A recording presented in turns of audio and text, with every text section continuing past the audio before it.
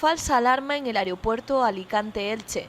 El aeródromo activó el viernes por precaución el protocolo ante la llegada de 4 turistas en un avión procedente de China y que había hecho escalas.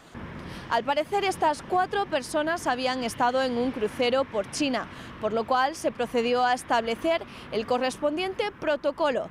Previamente a su llegada al aeropuerto Alicante-Elche se les realizó unas pruebas y no presentaban ningún tipo de síntomas del coronavirus. Según el diario Información, el aeropuerto Alicante-Elche ha confirmado que Sanidad Exterior realizó unas comprobaciones, pero los turistas dieron negativo en las pruebas.